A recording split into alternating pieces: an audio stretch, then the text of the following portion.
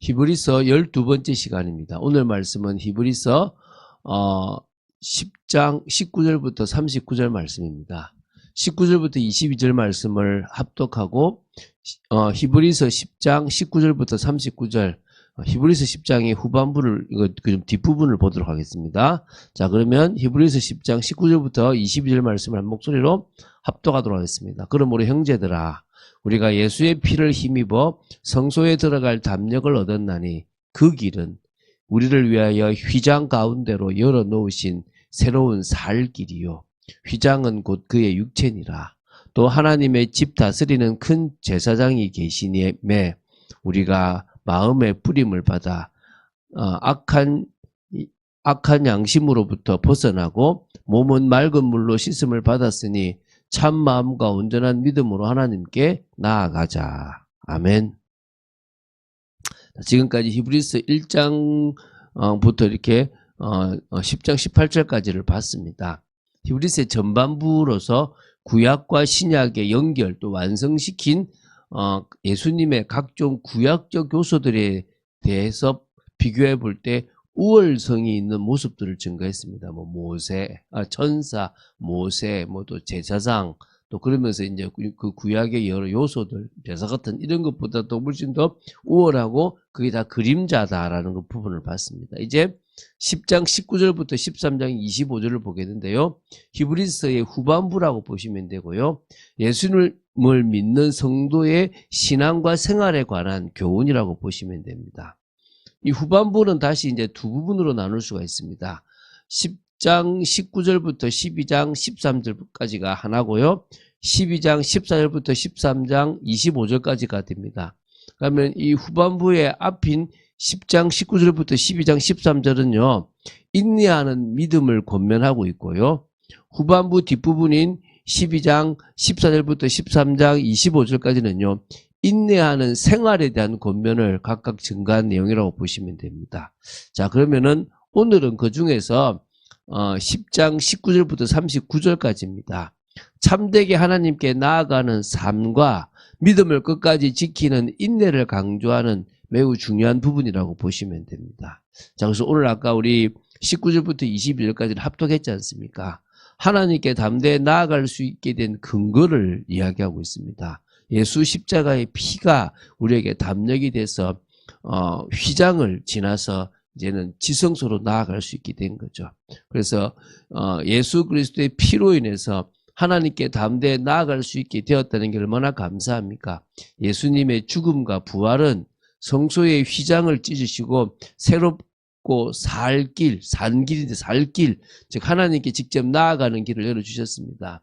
예수님은 우리를 대신하여 대제사장으로서 하나님 앞에서 중보자로서 역할을 감당하시고요.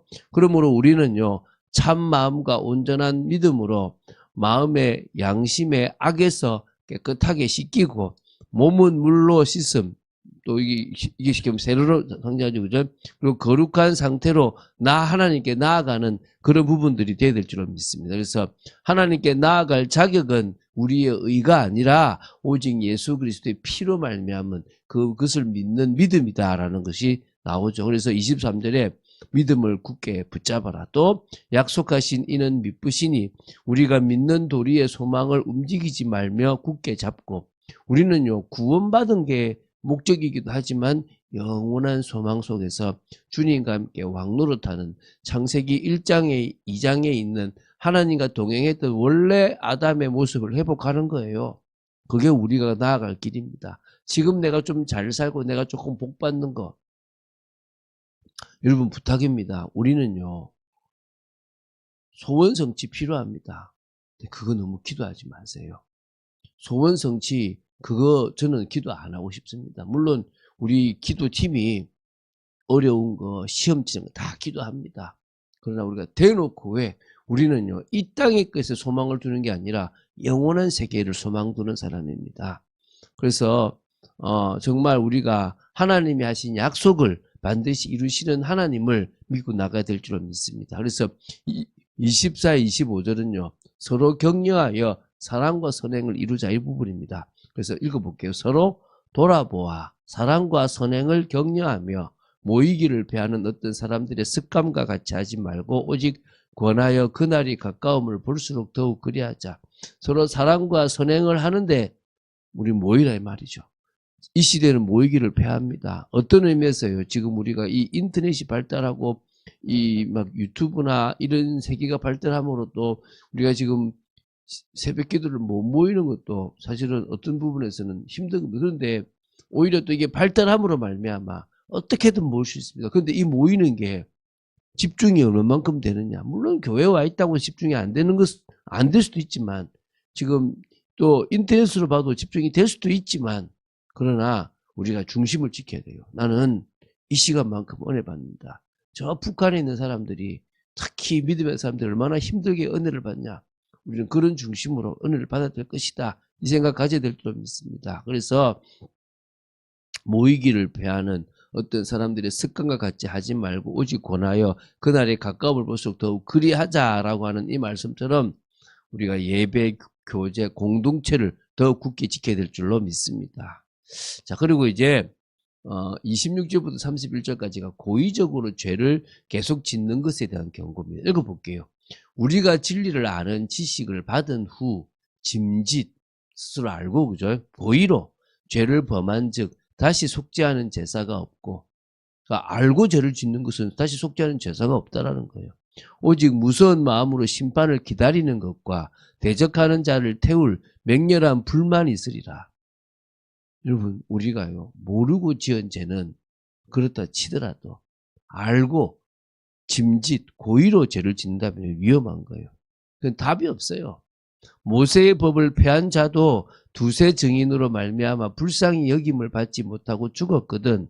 하물며 하나님의 아들을 짓밟고 자기를 거룩하게 한 언약의 피를 부정한 것으로 여기고 은혜의 성령을 욕되게 하는 자가 당연히 받을 형벌은 얼마나 더 무겁겠느냐. 너희는 생각하라. 원수 갚는 것이 내게 있으니 내가 갚으리라 하시고 또다시 주께서 그의 백성을 심판하리라 말씀하신 것을 우리가 아노니 살아계신 하나님의 손에 빠져 들어가는 것이 무서울진저.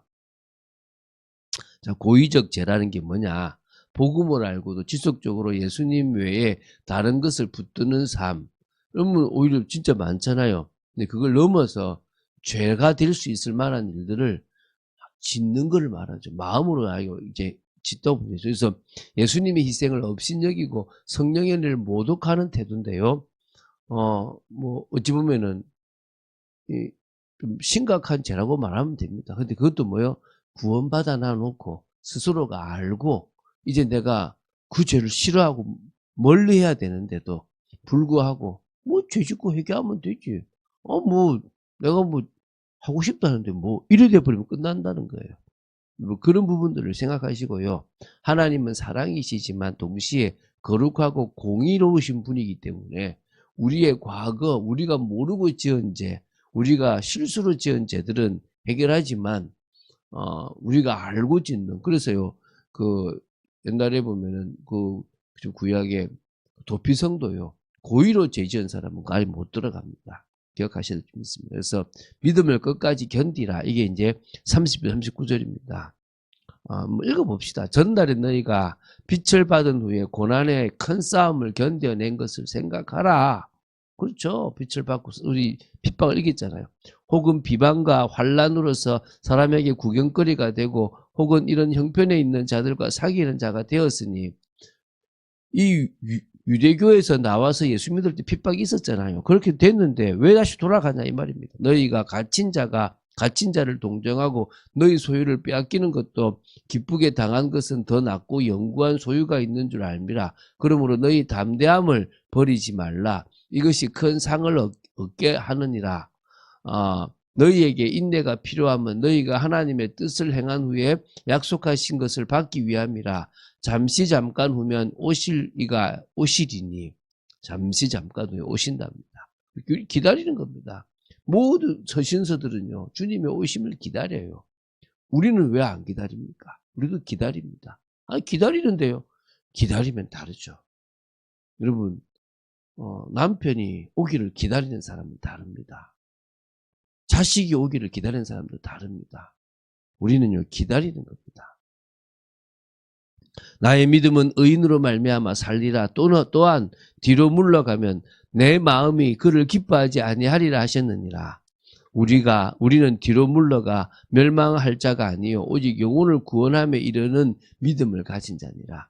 여러분 그런 자가 되시기 바랍니다. 오직 영혼을 구원함에 이르는 믿음을 가진 자가 되었으면 좋겠습니다. 그래서요, 이 히브리서 저자는요, 이 히브리서를 읽는 그 독자들에게 과거의 믿음의 경주를 기억하라는 겁니다. 그때 믿음을 지켰을 때 핍박 기억해라. 과거에 경험했던 이게 뭡니까? 바로 이제 고난을 견뎌내고 그런 거 아닙니까? 그래서 결국 믿음은 이 현실적 희생을 요구함과 또 비방과 환난을 당하는 것, 이런 것들이 있습니다. 그래서 신앙의 길은 세상에서 환영받지 않을 수 있다는 겁니다. 갇힌 자들을 돌아보는 거고요. 믿음은요, 고난 속에서도 사랑을 실천하는 거고요. 소유를 빼앗겼거나 기뻐하는 겁니다. 그래서 더 좋은 하늘의 기업을 바라보는 게 진짜 믿음입니다. 우리는 힘들고 고난을 당해도 더 나은 것들을 바라보는 그런 삶을 살될 줄 믿습니다. 그러므로 담대히 버리지 말라. 인내가 필요하다는 것입니다. 오히려 우리는 오직 영혼을 구원함에 이르는 믿음을 가진 자라는 겁니다. 끝까지 믿음으로 나아가는 축복 있게 되기 바라고요. 매 순간 열매 맺게 하시고 매 순간 지키시고 보호하시고 필요를 채우시는 주님만을 의지한 여러분 되시기를 주 예수 그리스도로 축원드립니다. 주는 그리스도시요 살아계신 하나님의 아들이심을 고백합니다. 저희들이 인내하고 믿으라라는, 오히려 기다리고 소망하라라는 이런 말씀들을 보면서 저희들의 삶이 너무 그냥 복달라 하는 모습일 수 있고 소원성취의 모습일 수 있다는 것들을 보게 됩니다. 아버지, 저희들이 더더욱 주님을 의지하고 믿음을 고백하고 말씀 따라가는 축복 속에 있도록 저희들을 지켜주시고 인도하여 주시옵소서. 주님을 더더욱 바라봅니다. 하나님의 뜻과 통하는 저희들의 삶이 되어지기를 간절히 소원합니다. 오늘도 은혜 위에 은혜를 허락하여 주시옵소서. 주님의 뜻과 통하는 귀한 삶을 기쁨과 감사함으로 살아가게 하여 주실 줄로 믿습니다. 주 예수 그리스도 이름으로 기도드립니다. 아멘.